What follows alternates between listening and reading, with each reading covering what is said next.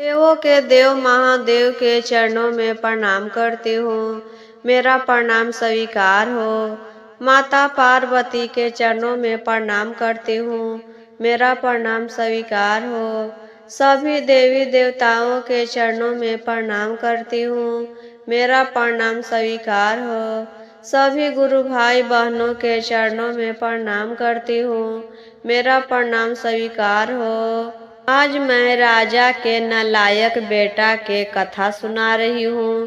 कथा बहुत ही सुंदर है गुरु भाई बहना, शुरू से अंत तक जरूर देखिएगा।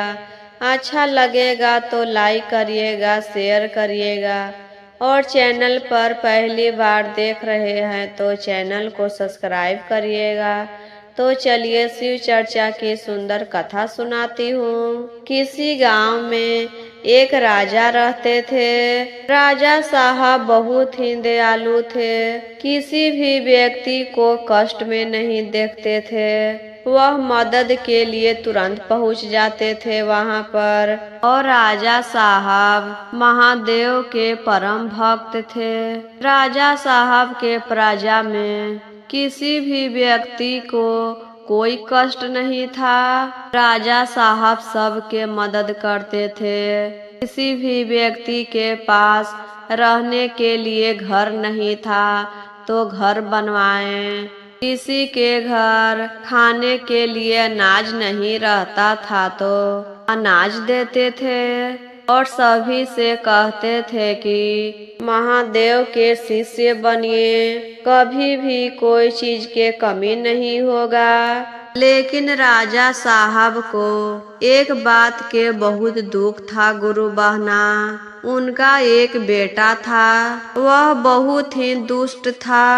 वह प्रजा को बहुत तंग किया करता था। कभी किसी को मारता था तो कभी किसी के घर में घुसकर सारे सामान नहस तहस कर देता था। तो कभी रात में जाकर गाय बछड़े को खोल देता था। जितना राजा साहब दयालु थे उतना ही उनका बेटा दुष्ट था। इसीलिए राजा साहब बहुत परेशान रहते थे कि अपने बेटे को कैसे सुधारे।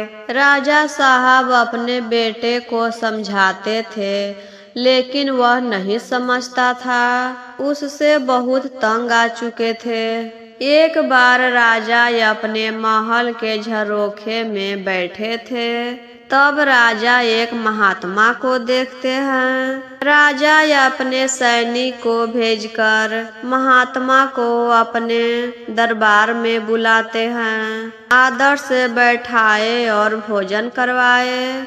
तब राजा महात्मा से पूछते हैं, आप कहाँ से आ रहे हैं? आप कौन हैं? महात्मा अपने बारे में राजा से सब बताते हैं कि उनका नाम क्या है, कहाँ से आ रहे हैं। राजा ने उनके लिए अपने बगिया में एक कुटिया बनवाते हैं। महात्मा वहाँ पर रहने लगे। वही कुटिया में रहते थे, अपना पूजा पाठ करते थे और राजा साहब यहाँ से प्रतिदिन उनके लिए खाना भिजवाते थे। कुछ दिन रहने के बाद महात्मा जी वहाँ से जाने लगे। तब राजा साहब कहते हैं कि आप यहीं रहिए, आपको कहीं और जाने की जरूरत नहीं है। राजा के बात सुनकर महात्मा जी वहीं पर रहने लगे। राजा प्रतिदिन महात्मा के सेवा करने जाते थे। एक दिन राजा साहब महात्मा जी से राजकुमार की दुष्टता बताई और उनका व्यवहार ठीक करने के लिए कहे। महात्मा जी कहते हैं, अच्छी बात है, हम आपके राजकुमार के अच्छा व्यवहार देंगे, हम उसको सुधार देंगे। आपको चिंता करने की कोई जरूरत नहीं है राजन। आप अपने घर जाइए और राजकुमार को मेरे पास भेजिए। इसके बाद राजा अपने महल जाते हैं और अपने राजकुमार को महात्मा जी के पास भेज देते हैं। राजकुमार महात्मा जी के पास रहने लगता है। महात्मा जी उसे अच्छे अच्छे बात सिखाते थे, पढ़ने के लिए सिखाते थे, दूसरों के साथ कैसा व्यवहार करना चाहिए, सारी बातें समझाते थे। एक दिन महात्मा जी एक नीम के पौधा देखते हैं, उसमें कुल 2 पत्ते थे। महात्मा जी राजकुमार से उस पौधे का पत्ता चखने के लिए कहे।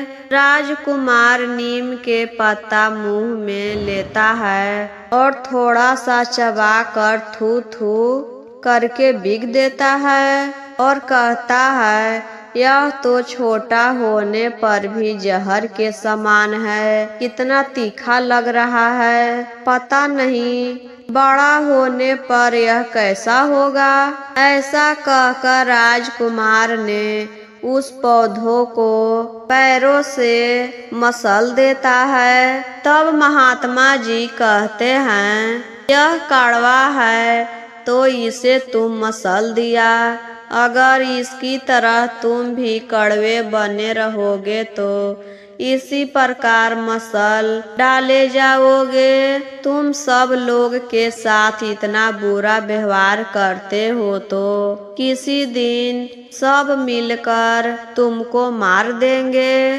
क्योंकि तुम्हारे पिता के चलते तुमको आदर मिलता है। तुम कुछ भी करते हो तो प्रजा के लोग तुमको कुछ नहीं कहते हैं। अगर ज्यादा गुस्सा दिलाओगे तो तुमसे जो ज्यादा बरियार होगा तो तुमको मार देगा। इसीलिए दूसरों के साथ अच्छा व्यवहार करना चाहिए, प्रेम से मिलकर रहना चाहिए। इस बात का राजकुमार पर बहुत असर पड़ा। वह धीरे धीरे भला बन गया, सुधर गया, अपने पिता के तरह वह भी दयालु हो गया और महादेव के परम भक्त भी बन गया।